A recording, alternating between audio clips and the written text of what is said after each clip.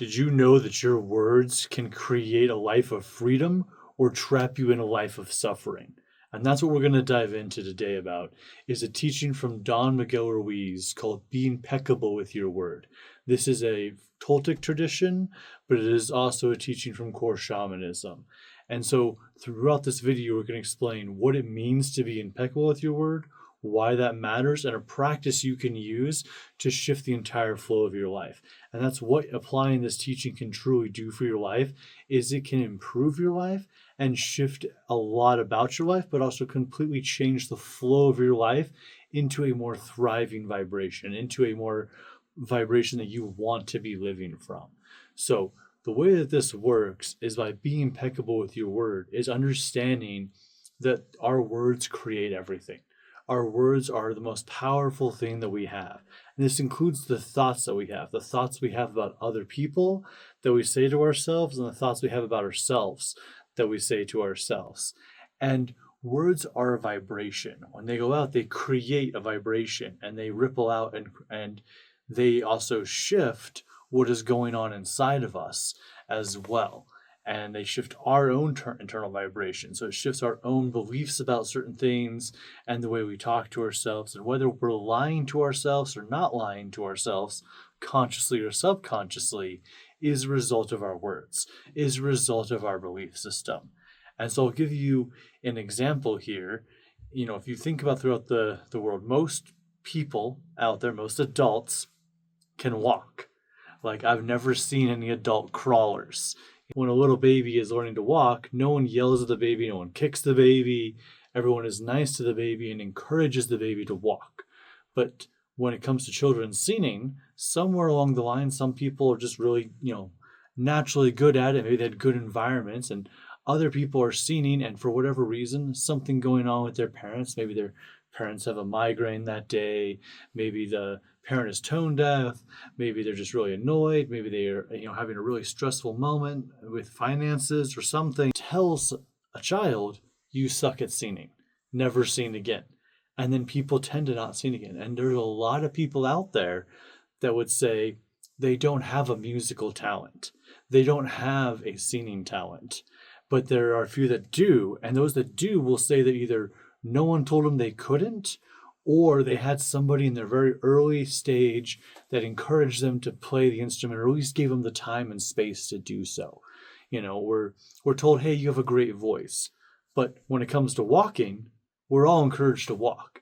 And so what I mean by this is an example of the word and how the word can create and also block things in reality by simply as those that it goes out and affects. So as a child, when you're learning to walk and you're encouraged to walk and keep trying, you eventually figure out how to walk and talk and drive. And there's a lot of things you figured out by doing over and over again. But when you're told you suck at something, or even in school, sometimes teachers are not so kind or nice, and they might call a student stupid, whether to their face or behind their back. Or a kid might call someone else stupid, and you think you are stupid, and then your grades go down. Or you achieve something, you're told that you're smart, and then your grades go up. And so as a child, or even as an adult, things that we hear, we apply to ourselves. And we make those our belief systems. And so in the example of not being able to sing well, that was a word that was used of that, oh, I suck at singing, so I should never sing. Thus, I'll never express my voice fully. I'll never express my opinion fully. I'll never fully step out of my shell and be in my shell.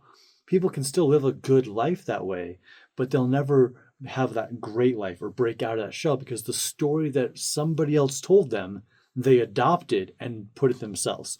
So that's one way the word works. So if you think about it like this, that the mind is a fertile ground, like it is a perfect place for a garden. That's what I mean by fertile. It's a great place that seeds can be planted.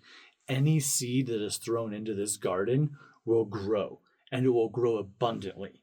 That's what the mind is.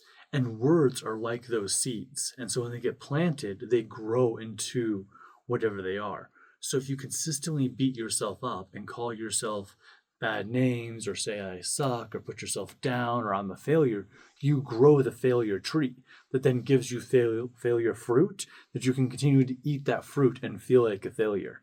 Or the shame tree and continue to eat shame and continue to feel shameful and guiltful. But if you consistently say, I can do this, or I'm not a failure, but I'm learning, or I am always improving, or I am the best that I am, and I'm doing my best at all times, or I'm great, or I'm a good friend, I'm a good this. Like, look at the things that are good about you and the things you have to be grateful for in your life. And then that blossoms a grateful tree, or a I'm improving tree, or a bush full of fruits that are all happy joy that you can eat at any time and be filled with joy and enter into a peak state, into a beautiful state because of the way the garden is grown, because of the words you're using in your life about yourself and about others. So diving a little bit deeper here into what it means to be impeccable with your word. So impeccable actually means without sin. Now, I don't believe in sin fully, at least not the way that a lot of religions believe in it. Now, in this sense, it means when you're not keeping your word to yourself, when you go against yourself. So when you are mean to yourself, or you put yourself down, when you don't realize that you're part of all love, or when you lie to yourself, when you say, I'm gonna work out every day for 20 minutes, or I'm going to read this new book, and then you don't read that to yourself. You break your word to yourself. You break your impeccability to yourself, your own integrity, and that could be viewed as a sin. And so in this sense of like impeccable, meaning without sin, meaning keeping your word to yourself, even in the more Christian sense, or even in a lot of religious senses, the word was with God in the beginning, and the word created all things. And so all things are vibrating at all times, and by them vibrating at all times, the way we speak generates things. And so when we're not in integrity with ourselves, then we are holding ourselves back. Let's dive into a practice now that helps you apply this even better into your life. And that practice is that it's becoming a little bit aware of the things around you. So it's asking these 3 questions anytime you have a thought or a word that you're about to use, before you either use it about somebody else, when you hear something about somebody else, when you think something about yourself, you think something about someone else. And if you want to shift it, this is something you can do at any time. Now, you don't have to do this with every single thought, but I encourage you at the end of the day, pick a couple things and just spend about 5 minutes on this, maybe 7 to 10, and pick a couple things and ask yourself these questions. This thought, this opinion, this viewpoint, this perspective, whatever it is it true? Is it necessary? Is it kind? And then journal for it a little bit and reflective on these things and feel yourself, does this raise my spirit? Does this uplift me? Or does this cause harm? Am I learning or being drained from it? Is this something that adds energy to my life or pulls energy away from my life? So it's another good way to balance of like, are these words serving? Am I using white magic or black magic when I'm using these words? And a good barometer for that is reflecting on, does this uplift me and give me more energy, or does this drain me and pull me away from myself and cause unalignment, which then causes stress and anxiety and burnout, and which can lead to depression and other mental issues. More you analyze and pay attention to the way your words are, they will improve. And so I encourage you to really do this practice so you can change the flow of your life. And becoming aware of how you're using your words and being more impeccable with your words will completely change the flow of your life, as well as the way you view others at all times. Hope you're having a great and awesome day.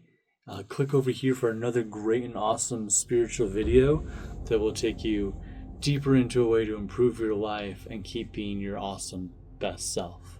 See you in the next video.